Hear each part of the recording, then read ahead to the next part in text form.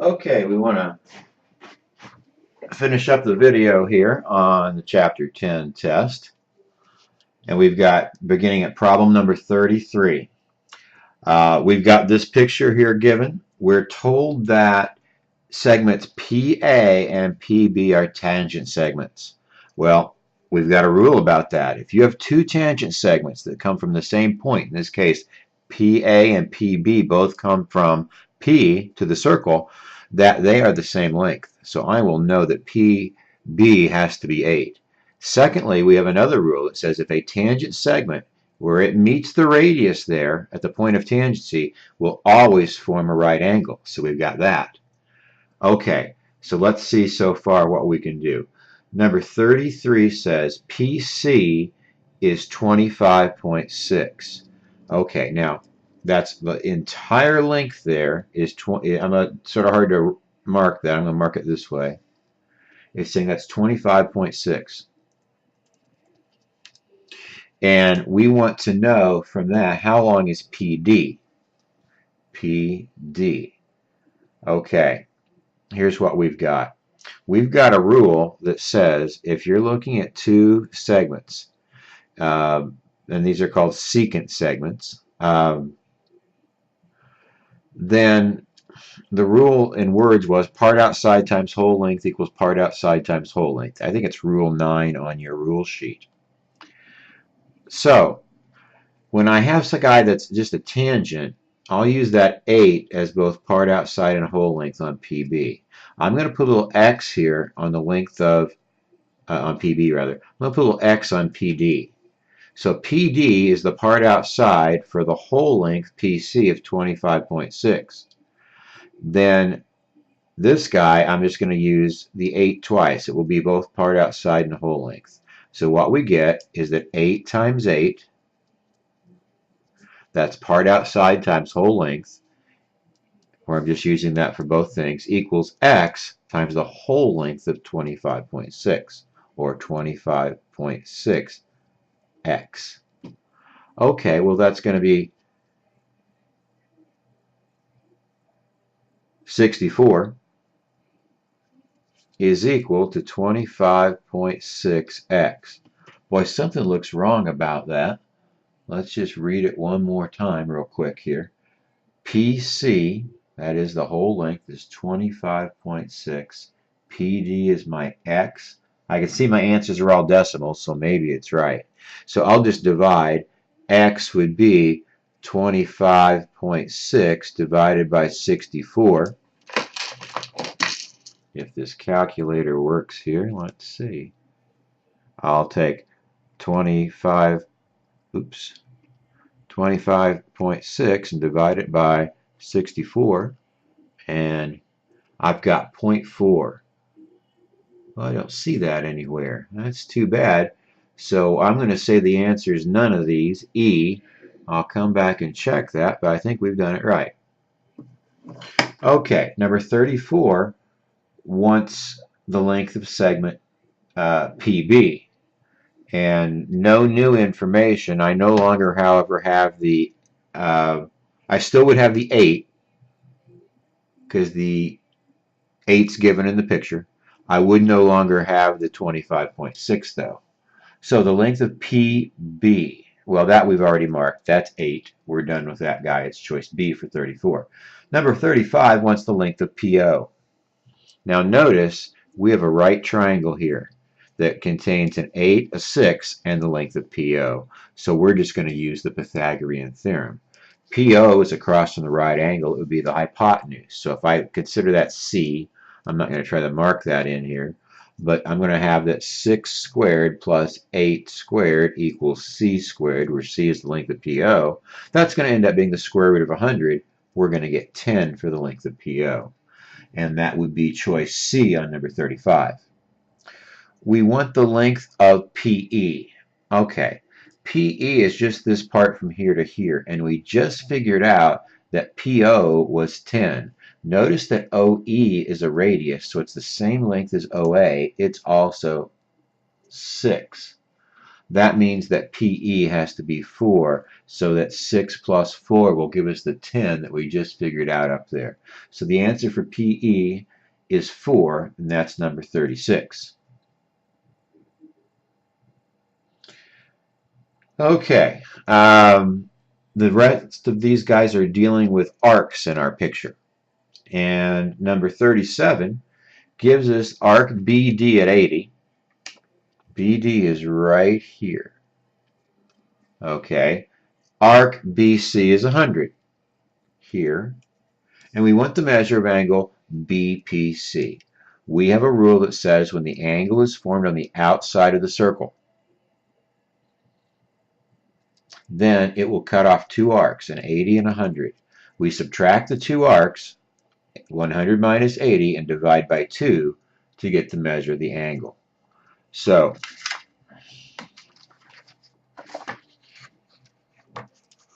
the measure of angle BPC is equal to 100 minus 80 over 2. 100 minus 80 over 2 is 20 over 2 is 10 degrees. So I'm looking for an answer of 10 degrees on that problem, and that's choice C on 37. Okay, 38 gives us the angle BPC at 20. So this time we know the angle. And we know that arc BC, which is the farther away arc, is 50. This time it's 50. And what it's asking for is the closer arc, so we'll put a variable on that this time. Call it y. Well, it's still the same formula. It's still the angle equals the arc subtracted over 2. So this time we write the angle. That's 20. 20 equals the arc subtracted. Well, that would be 50 minus y, then divided by 2. So we've got 50 minus y over 2. Okay, we'll multiply here by 2 to get 40 is equal to 50 minus y. So subtracting 50, we'd get negative 10 equals negative y. So multiply by negative 1, and we get y equals 10. So we're looking for a 10 as an answer here for arc BD, and that's choice D on number 38. Number 39 gives us arc ACB. Oh boy, that's a big old arc there, at 200. Okay, and we want the measure of angle APB. Okay, I'm going to draw that picture just for that part again. So here I've got my circle, and the angle we're after is angle APB, this guy on the outside.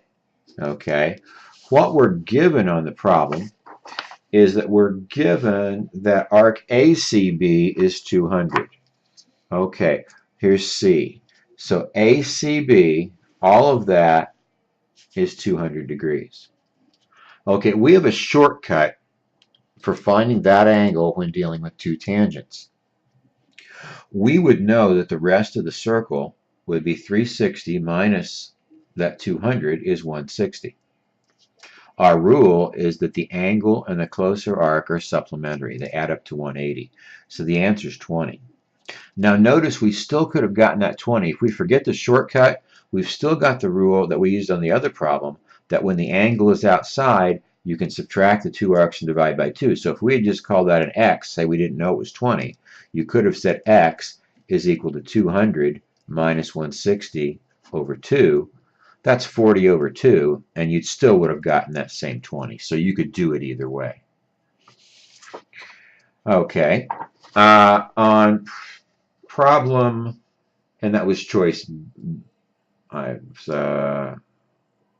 do not see it on the list. So that was number 39 was a none of these for angle APB. Okay. We have on number 40 the measure of angle AOP at 35. That one I can mark in the diagram, okay. And once the measure of angle APO right over here. Well, this is just a triangle problem. You used up 90 degrees in this angle out of triangle AOP. So there's 90 left for the 35 and the angle we're after to share. So if you simply subtract 90 minus 35, 55 will be your answer, which is choice C on that problem. Choice C for number 40. On number 41, we're given the measure of arc AD at 45, and we want its arc length. Okay, I'll do this one. Well, what you've got in this situation, arc AD was 45. Okay, so let's simplify the picture. The arc that goes from A to D is a 45-degree arc. And we also had in the problem earlier that segment OA was 6. Well, that's a radius. OA is 6. That's a radius for our circle. And we've got a formula that says that the length of the arc length AB,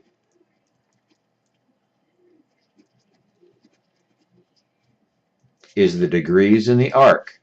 Now that's a 45-degree arc. Over 360. And then you just multiply that by the circumference of the circle. This circumference would be 2 pi times its radius, which is 6. So we get, I think that's an eighth of 12 pi, which should be 3 pi over 2. Now we'll see how they give their answers in this problem. And on the answer list, boy, we have more none of these than I would like, but I see this being a none of these because 3 pi over 2 is not on our list. And let me check, yeah, we do have a 45-degree arc. 45 over 360 would be an eighth, and 2 pi r with a radius of 6, which again is right, would give us 3 pi over 2. So this is none of these, but I would hope that you can get the 3. None of these, but I hope you could get the 3 pi over 2. Okay. The last page doesn't pertain to any diagram. Number 42. Ask what's the radius of a circle with circumference 64 pi. So you just want to take the formula for circumference. C equals 2 pi r. So 64 pi equals 2 pi r. And you're just solving this, and I left my pi out, 64 pi. Okay. So that's really messy. 64 pi equals 2 pi r. Okay, let's divide by pi. You're just going to get rid of it. It's gone. Now divide by 2. 32 is the radius. And that's choice A from your list. So A is your answer. Okay, number 43. Circle P has a radius of 10, and we want to know how far a 12-centimeter chord is from the center of the circle. Okay, so here's the picture that we're talking about. Here's this circle P. Its center would be at P. We've got a chord that's 12 centimeters long, the one I just drew. Okay, now if I want to measure its distance, I do that at a right angle. And I would know that it would split that 12 for this chord into two pieces that are 6 each. Okay, the circle P has a radius, I could draw it right over to there, of 10. And we want the distance from the center, that would be this guy right here. So again, it's the Pythagorean theorem. We sure use that a lot.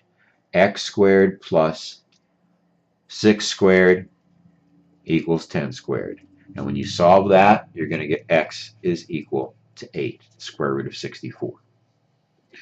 Okay, we want to name on number 44, name the arc intercepted by angle ABD in figure number 1.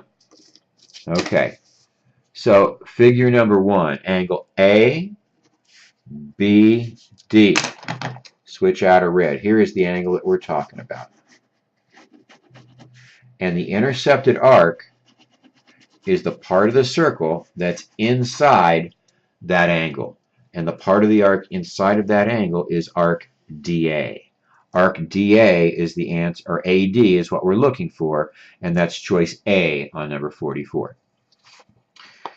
Okay, number 45 says, an inscribed angle intercepts with measure 50 intercepts the same angle as a central angle with measure 2x plus 4. Let's draw a little picture.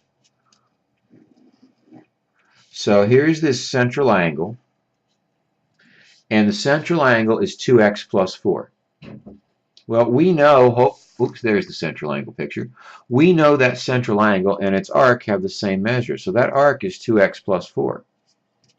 Okay, it says in the words here that we have an inscribed angle, vertex on the circle, that comes out and hits that same arc. Well, remember, inscribed angles are half the arc they cut off.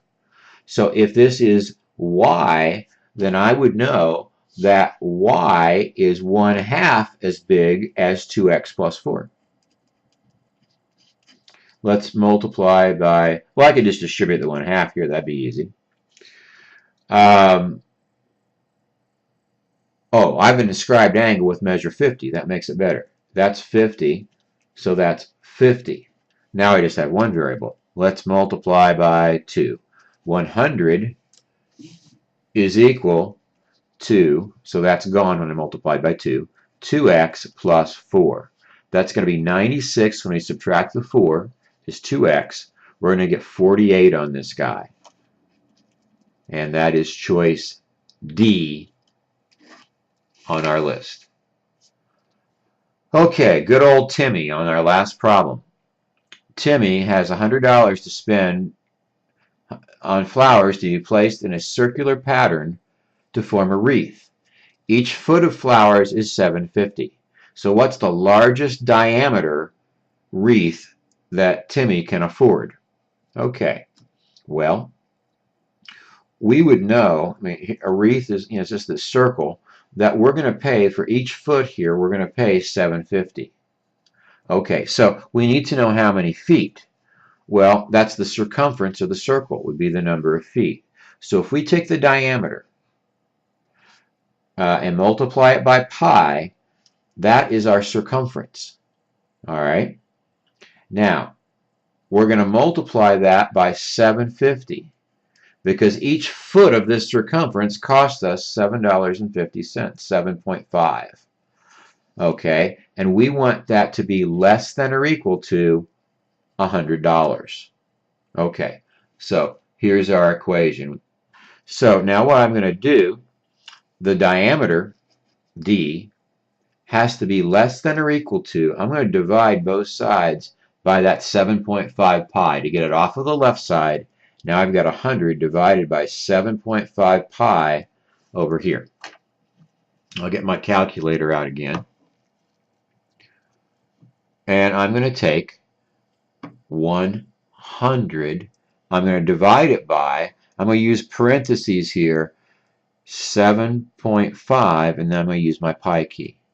Okay. Now the reason you do the parentheses, if you don't, then it's going to divide by 7.5 and multiply by pi because of priority of operations. And I get 4.2. So D is less than or equal to 4.2. So the largest diameter he can get, if it has to be less than or equal to 4.2, would be 4 feet, choice C. And those are all your problems. I hope this helped. Good luck on the test.